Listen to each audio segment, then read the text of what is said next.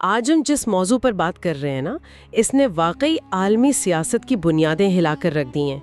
مطلب تصور کریں کہ مشرق وسطیٰ کی سب سے طاقتور، پراسرار اور متنازع شخصیت اچانک منظر سے ہٹ جائے تو اس کے اثرات کہاں تک جائیں گے؟ آج کے اس تفصیلی جائزے میں ہم ان حالیہ اور ہولناک خبروں کی تہہ تک جائیں گے جن کے مطابق فروری اور مارچ 2026 کے واقعات نے دنیا کو ایک نئے عالمی بحران کے دہانے پر کھڑا کر دیا ہے۔ بالکل جی ہاں، ہم بات کر رہے ہیں ایران کے سپریم لیڈر آیت اللہ علی خامنئی کی زندگی، ان کے نظریات اور ان کی ہلاکت کے بعد پیدا ہونے والے اس نئے طوفان کی۔ میں کہوں گی کہ یہ صورتحال انتہائی حساس ہے۔ اور دیکھیں، اس تفصیلی مطالعے کا مقصد محض خبروں کی سرخیاں دہرانا ہرگز نہیں ہے۔ عالمی سیاست کے اس پیچیدہ جال کو سمجھنے کے لیے یہ جاننا بہت ضروری ہے کہ خامنئی نے 36 سال تک جو بھی فیصلے کیے، ان کے پیچھے کیا نفسیات تھی اور کیا حکمت عملی کار فرما تھی۔ بالکل، یہ سب کیوں اور کیسے ہوا؟ انہوں نے کس طرح ایک ایسا نظام کھڑا کیا جس نے آج کے مشرق وسطیٰ کی ہر اینٹ کو متاثر کیا ہے؟ میں سمجھتا ہوں کہ موجودہ ہنگامی حالات کو ہم ان کے ماضی کو سمجھے بغیر کسی صورت نہیں سمجھ سکتے۔ صحیح، اور اس ساری صورتحال کا مکمل ادراک کرنے کے لیے ہم نے مختلف مستند ذرائع کو ایک جگہ اکٹھا کیا ہے۔ ہمارے سامنے تعلیمی اداروں کی گہری تحقیق ہے، جیسے واشنگٹن اسٹیٹ یونیورسٹی اور بلکنٹ یونیورسٹی کی رپورٹس۔ اس کے ساتھ ساتھ ان کی مستند سوانح حیات اور ماہرین کے تجزیے بھی ہم نے شامل کیے ہیں۔ بالکل، اور بالکل حالیہ عالمی صورتحال پر آج ٹی وی، وی نیوز، روزنامہ جنگ اور دیگر مستند بین الاقوامی ذرائع کی کوریج بھی شامل ہے۔ تو اس کہانی کو سمجھنے کے لیے ہمیں کسی صدارتی محل میں نہیں بلکہ 15 جولائی 1939 کے مشہد میں جانا پڑے گا، جو کہ ان کی جائے پیدائش ہے۔ جی، ان کے والد سید جواد خامنئی ایک عالم دین ضرور تھے، لیکن سوانح حیات کے مطابق ان کا بچپن جس غربت میں گزرا نا، وہ واقعی رونگٹے کھڑے کر دینے والی تھی۔ مطلب ذرا تصور کریں، 60 سے 70 مربع میٹر کے ایک خستہ حال مکان کا ایک تاریک گھٹن زدہ تہہ خانہ، جہاں پورا خاندان رہنے پر مجبور تھا، اور رات کے کھانے میں اکثر صرف سوکھی روٹی اور کشمش کے سوا کچھ نہیں ہوتا تھا۔ یہ پس منظر کوئی معمولی بات نہیں ہے، بلکہ ان کی پوری نفسیات کو سمجھنے کی کلید ہے۔ ایک ایسا انسان جو اتنی شدید محرومی اور غربت سے اٹھ کر دنیا کے طاقتور ترین رہنماؤں کی صف میں شامل ہوا، اس کی سوچ میں ایک خاص قسم کی سختی، استقامت اور دنیا کو دیکھنے کا ایک انتہائی محتاط زاویہ اسی تاریک تہہ خانے میں پروان چڑھا۔ واقعی جب ان کے والد کے یہاں مہمان آتے نا، تو پورے خاندان کو اس گھٹن زدہ تہہ خانے میں چھپ کر وقت گزارنا پڑتا تھا۔ یہیں سے ان میں وہ خاموشی اور حالات کو برداشت کرنے کی صلاحیت پیدا ہوئی جس نے بعد میں ان کی سیاسی زندگی میں بہت بڑا کردار ادا کیا۔ اور اسی کٹھن ماحول میں تعلیم کا سلسلہ بھی شروع ہوا۔ محض 4 سال کی عمر میں قرآن کی تعلیم، پھر مشہد میں ابتدائی دینی تعلیم، اور پھر 1957 میں وہ اعلیٰ تعلیم کے لیے عراق کے شہر نجف چلے گئے۔ نجف اس وقت شیعہ مسلک کی تعلیم کا سب سے بڑا مرکز تھا۔ لیکن یہ سفر بہت جلد ختم ہو گیا تھا۔ جی بالکل، ان کے والد کو موتیا کی بیماری لاحق ہو گئی اور بینائی جانے کا خطرہ پیدا ہوا۔ خامنئی نے اپنا وہ روشن تعلیمی مستقبل اور نجف کی اعلیٰ درجے کی تعلیم وہیں چھوڑی اور والد کی خدمت کے لیے واپس قم اور پھر مشہد آ گئے۔ میں سوچ رہی تھی کہ یہ کتنا مشکل فیصلہ رہا ہوگا۔ یہ ان کی زندگی کا ایک زبردست موڑ تھا۔ ان کا ماننا تھا کہ ان کی زندگی میں جو بھی روحانی اور دنیاوی کامیابیاں ملی، وہ اسی قربانی اور والدین کی خدمت کا نتیجہ تھیں۔ قم میں ان کی واپسی نے ان کے لیے ایک نیا سیاسی محاذ کھول دیا۔ وہ کیسے؟ 1952 میں نواب صفوی نامی ایک شعلہ بیان رہنما کی تقریر نے ان کے اندر وہ انقلابی چنگاری پیدا کی جو بعد میں ایک الاؤ بن گئی۔ قوم ہی وہ جگہ تھی جہاں ان کی ملاقات روح اللہ خمینی سے ہوئی اور وہ ان کے باقاعدہ شاگرد بن گئے۔ خمینی کی سوچ نے خامنئی کو مکمل طور پر بدل کر رکھ دیا۔ چلیے اسے ذرا کھول کر دیکھتے ہیں۔ یہ وہ دور تھا جب شاہ ایران کی مکمل آمیریت قائم تھی اور کسی بھی قسم کی سیاسی مخالفت کا مطلب سیدھا موت یا بدترین تشدد ہوتا تھا۔ شاہ کی بدنام زمانہ خفیہ پولیس، جسے ساواک کہا جاتا تھا، خامنئی کے پیچھے پڑ گئی اور انہیں 1-2 بار نہیں بلکہ 6 مرتبہ گرفتار کیا گیا۔ جی، قید بامشقت کاٹی اور سخت ترین جسمانی اور ذہنی تشدد برداشت کیا، یہاں تک کہ ان کی سرگرمیوں کو روکنے کے لیے انہیں ایران شہر نامی ایک دور دراز علاقے میں 3 سال کے لیے جلاوطن کر دیا گیا۔ ساواک کا خیال تھا کہ جلاوطنی اور تشدد سے یہ آواز دب جائے گی، لیکن ہوا اس کے بالکل برعکس۔ یہ تمام سختیاں دراصل ان کے پیروکاروں کی نظر میں ان کا قد مزید بڑھا رہی تھیں۔ مطلب ہمدردی پیدا ہو رہی تھی۔ بالکل۔ سیواگ کی اپنی رپورٹس کے مطابق خامنائی کی خفیہ کلاسز اور تقریریں نوجوانوں کے اندر مسلح جدوجہد اور انقلاب کے بیج بو رہی تھیں۔ ہر گرفتاری کے بعد جب وہ باہر آتے ان کا نیٹ ورک مزید مضبوط ہو چکا ہوتا تھا۔ یہی وہ بھٹی تھی جس نے انہیں ایک سخت گیر انقلابی رہنما کے طور پر تیار کیا۔ اور پھر 1979 کا وہ تاریخی سال آیا جب شاہ ایران کا تختہ الٹ دیا گیا اور انقلاب ایران کامیاب ہوا۔ نئی بننے والی اسلامی حکومت میں خامنئی کی ترقی کی رفتار حیران کن تھی۔ وہ نائب وزیر دفاع بنے جی، اور نوزائیدہ پاسداران انقلاب یعنی IRGC کے نگران مقرر ہوئے اور تہران کے امام جمعہ کا انتہائی بااثر عہدہ بھی انہیں سونپا گیا۔ لیکن اقتدار کی اس سیڑھی پر چڑھتے ہوئے جون 1981 میں ایک ایسا واقعہ پیش آیا جو کسی بھی فلمی منظر سے زیادہ سنسنی خیز ہے۔ بالکل۔ تہران کی ابو ذر مسجد میں وہ ایک پریس کانفرنس کر رہی تھے۔ ان کے سامنے ایک ٹیپ ریکارڈر رکھا گیا جو ظاہراً صحافیوں کا تھا، لیکن در حقیقت فرقان گروپ نامی ایک تنظیم نے اس کے اندر ایک طاقتور بم چھپا رکھا تھا۔ اور وہ بم پھٹا۔ اس قاتلانہ حملے میں وہ بال بچے، لیکن ان کے جسم کا دایاں حصہ ہمیشہ کے لیے متاثر ہو گیا۔ ان کے پھیپھڑوں اور آواز کی نالیوں کو نقصان پہنچا۔ اور ان کا دایاں بازو مکمل طور پر معذور ہو گیا۔ یہی وجہ ہے کہ دنیا نے ہمیشہ انہیں اپنے بائیں ہاتھ سے مصافحہ کرتے، لکھتے اور تقریر کے دوران اشارے کرتے دیکھا ہے۔ اس دھماکے نے انہیں جسمانی طور پر تو کمزور کیا، لیکن سیاسی طور پر انہیں ناقابل تسخیر بنا دیا۔ عوام میں ان کے لیے ہمدردی کا ایک زبردست طوفان اٹھا۔ اسی سال یعنی 1981 میں ہی جب اس وقت کے صدر محمد علی رجائی کو ایک اور بم دھماکے میں قتل کر دیا گیا تو صدارتی انتخابات کروائے گئے۔ اور ان انتخابات میں خامنئی 97% اکثریت کے ساتھ ایران کے صدر منتخب ہو گئے۔ 1989 تک ان کا صدارتی دور رہا، جو کہ ایران عراق جنگ کا خونی دور تھا۔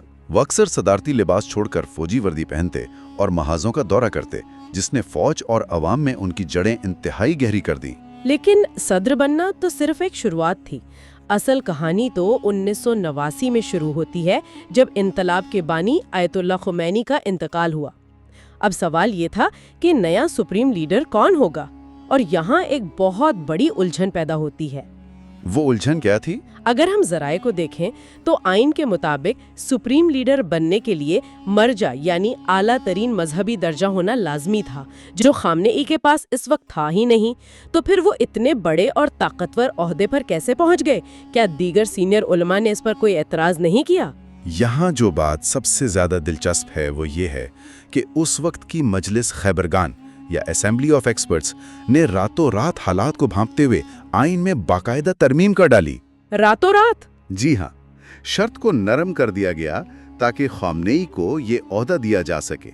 سینئر علماء میں بے چینی ضرور تھی، لیکن خامنئی کو اس وقت تک پاسداران انقلاب اور دیگر ریاستی اداروں کی اتنی مضبوط حمایت حاصل ہو چکی تھی کہ کسی کے لیے کھلے عام بغاوت کرنا ممکن نہیں تھا۔ یہ اس بات کا واضح ثبوت تھا کہ ایران میں اب صرف مذہبی علم نہیں بلکہ عملی سیاسی طاقت فیصلے کر رہی تھی۔ اور سپریم لیڈر بننے کے بعد انہوں نے جس طرح اس طاقت کو استعمال کیا، اس پر ترکی کی بیلکنٹ یونیورسٹی کی ایک انتہائی چشمکش تحقیق سامنے آئی ہے۔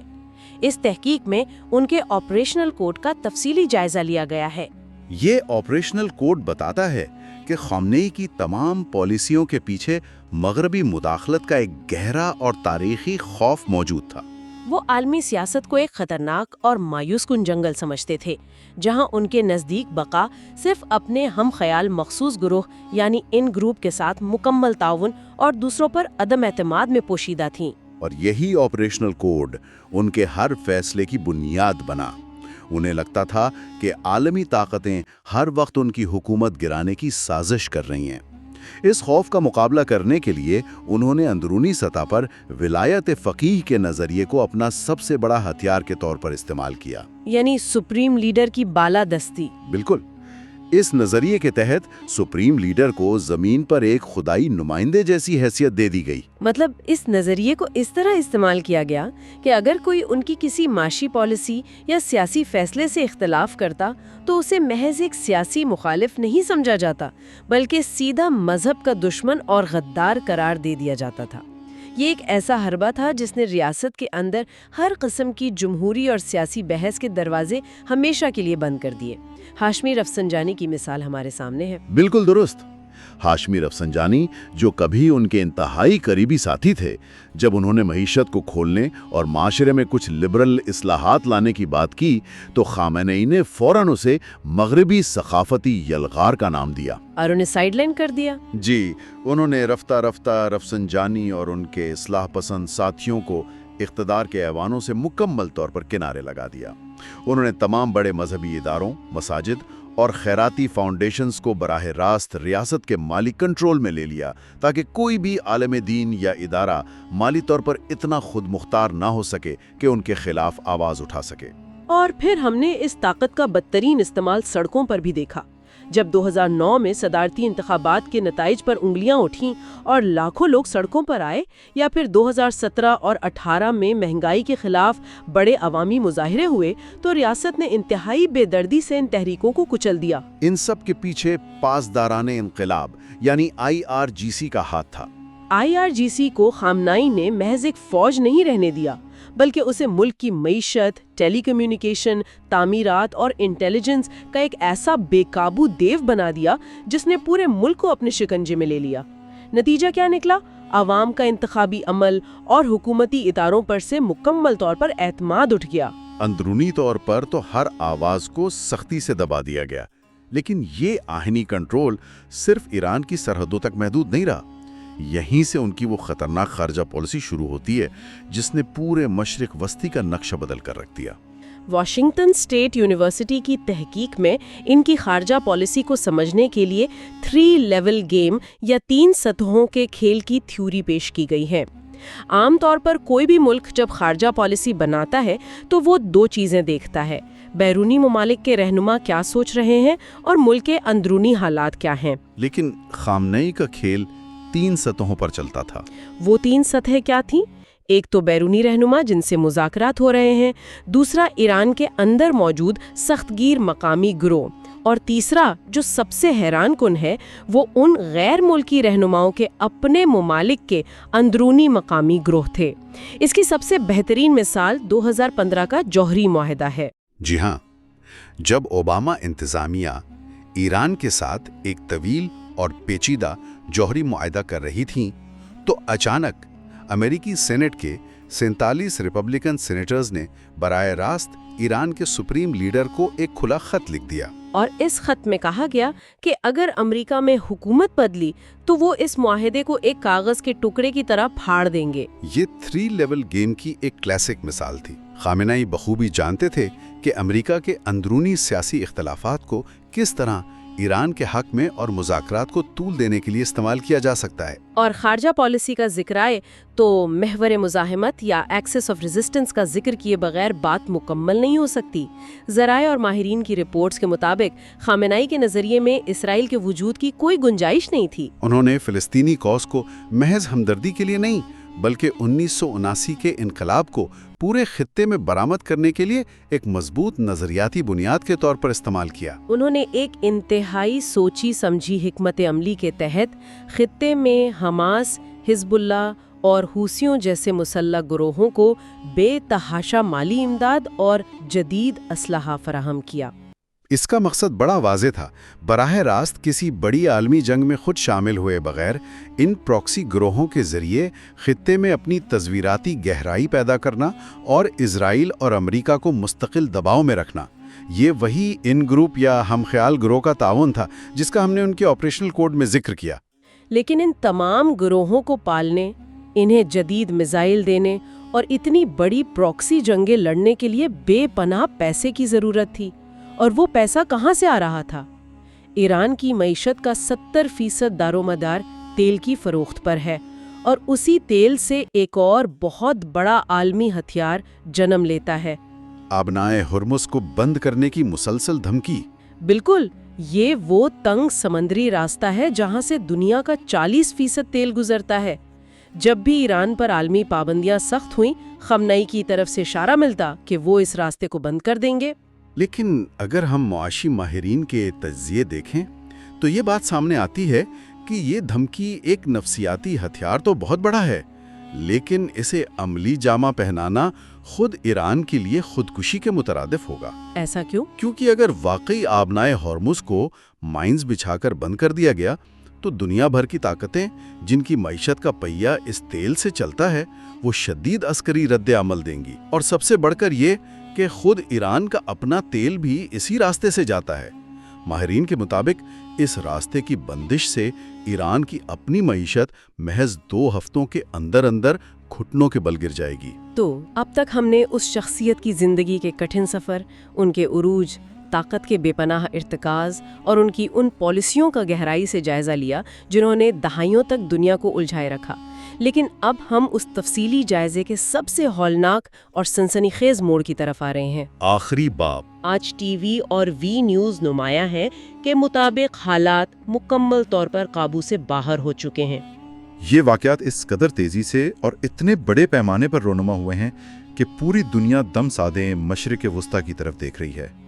خبروں کے تسلسل کے مطابق فروری کے بالکل آخر میں امریکہ اور اسرائیل نے ایک انتہائی مربوط اور غیر معمولی فضائی کارروائی کی۔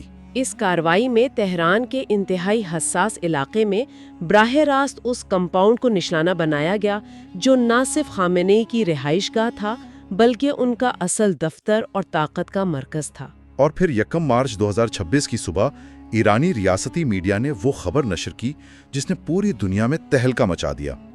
انہوں نے باضابطہ تصدیق کی کہ اس فضائی حملے میں 86 سالہ سپریم لیڈر آیت اللہ علی خامنئی ہلاک ہو گئے ہیں۔ فوری طور پر پورے ملک میں 40 روزہ سوگ کا اعلان کر دیا گیا۔ مختلف رپورٹس یہ بھی بتاتی ہیں کہ اس خوفناک حملے میں ان کے اہل خانہ کے بعض افراد بھی مارے گئے ہیں۔ تو اس سب کا مطلب کیا ہے؟ اس کا سیدھا سا مطلب یہ ہے کہ عالمی سیاست میں ایک ایسی سرخ لکیر پار کر لی گئی ہے جس کی واپسی ناممکن ہے۔ اب سفارتکاری، مذاکرات اور دھمکیوں کا دور ختم ہو چکا ہے۔ ایران نے اس حملے کے بعد خاموش بیٹھنے کے بجائے وہ کیا جس کا دنیا کو خوف تھا۔ جوابی کارروائی؟ جی، جوابی کارروائی کا آغاز انتہائی شدید اور فوری تھا۔ بالکل۔ حالیہ خبروں کے مطابق ایران نے براہ راست بڑے پیمانے پر میزائل حملے شروع کر دیے ہیں۔ تیل ابیب کے وسط میں اسرائیلی وزارت دفاع کی عمارت کو نشانہ بنایا گیا ہے۔ اور صرف یہی نہیں بلکہ تجارتی اور سفری ہب دبئی ایئرپورٹ پر بھی میزائل حملے کیے گئے ہیں جن میں متعدد افراد کے زخمی ہونے اور تنصیبات کو شدید نقصان پہنچنے کے اطلاعات ہیں۔ اس ہنگامی صورتحال کے باعث اس وقت پورے مشرق وسطیٰ کی فضائی حدود مکمل طور پر بند کر دی گئی ہیں۔ مسافر پروازیں منسوخ ہیں اور سمندری تجارتی راستے یعنی جہاز رانی کا نظام مفلوج ہو کر رہ گیا ہے۔ اس دھماکہ خیز صورتحال کے بعد عالمی رہنماؤں کا رد عمل اس بات کی عکاسی کر رہا ہے کہ دنیا کتنی گہری تقسیم کا شکار ہو چکی ہے۔ امریکی صدر ڈونلڈ ٹرمپ نے فخریہ انداز میں دعویٰ کیا ہے کہ یہ مشترکہ کارروائی ان کے علم میں تھی، اور ان کا عجیب و غریب استدلال یہ ہے کہ انہیں بخوبی معلوم ہے کہ اب ایران کے اندر سے کون احکامات جاری کر رہا ہے۔ ان کے نزدیک یہ حملہ خطے کو سفارتی حل کی طرف لے جانے کے لیے ایک ضروری قدم تھا۔ لیکن خود امریکہ کے اندر سیاسی قیادت اس پر شدید منقسم ہے۔ کملا ہیرس نے اس کارروائی کی سخت ترین الفاظ میں مخالفت کی ہے۔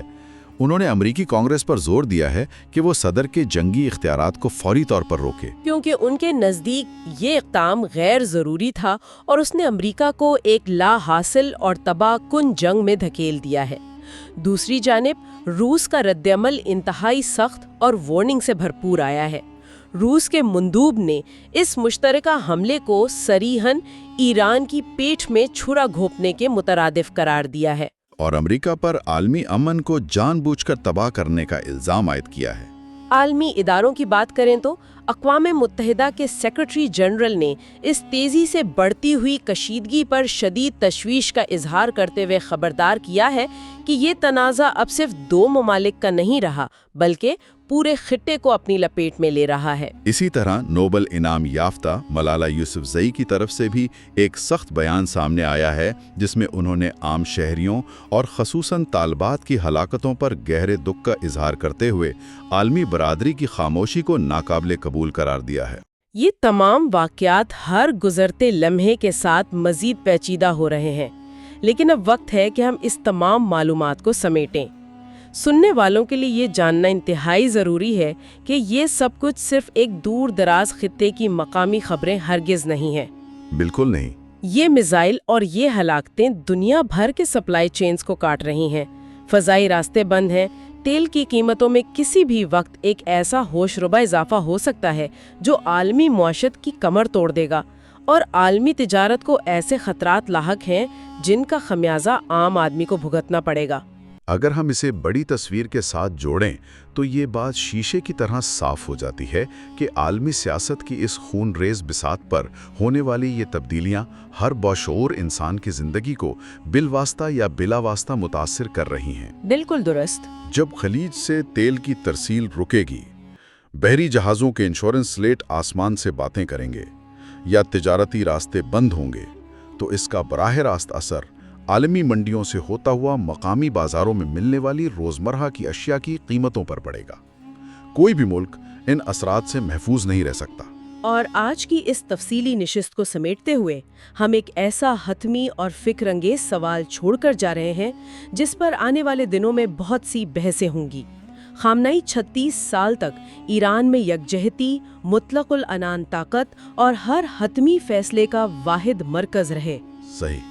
ان کی اس اچانک اور پرتشدد موت کے بعد کیا ولایت فقیہ کا وہ ادارہ جسے انہوں نے اتنی محنت، خوف اور سختی سے کھڑا کیا تھا، اپنا وجود برقرار رکھ پائے گا؟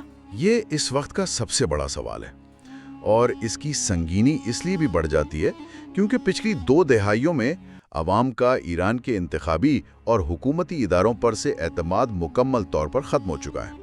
تو کیا اب یہ خلا اس طرح پر ہوگا کہ پاسدارانہ انقلاب یعنی IRGC، جو پہلے ہی ملک کی معیشت، انٹیلیجنس اور سیکیورٹی کا سب سے طاقتور اور بے رحم ستون بن چکی ہے، اب مذہبی لبادہ اتار کر خاموشی سے ریاستی کنٹرول مکمل طور پر اپنے ہاتھ میں لے لے گی؟ کیا ایران اب ایک نظریاتی اسلامی ریاست سے بدل کر ایک مکمل اور باقاعدہ فوجی ڈکٹیٹرشپ کے سانچے میں ڈھل جائے گا؟ یہ واقعی سوچنے کی بات ہے، جن کے جواب آنے والے چند ہفتوں اور مہینوں کی خاک و خون سے لتھڑی ہوئی سیاست طے کرے گی۔ ہمیں امید ہے کہ آج کے اس تفصیلی جائزے سے ان تاریخی حقائق اور حالیہ سنسنی خیز واقعات کے پس منظر اور ان کی عالمی سنگینی کو گہرائی سے سمجھنے میں بھرپور مدد ملی ہوگی۔ موجودہ عالمی حالات کا تقاضا ہے کہ ان خبروں پر گہری نظر رکھی جائے اور اس موضوع پر مزید مطالعہ کیا جائے تاکہ دنیا کے بدلتے ہوئے اس نقشے کو سمجھا جا سکے۔ آج کے لیے اس نشست میں بس اتنا ہی۔ جلد ہی ایک نئے اور اہم موضوع کی مکمل تفصیلات کے ساتھ پھر ملاقات ہوگی۔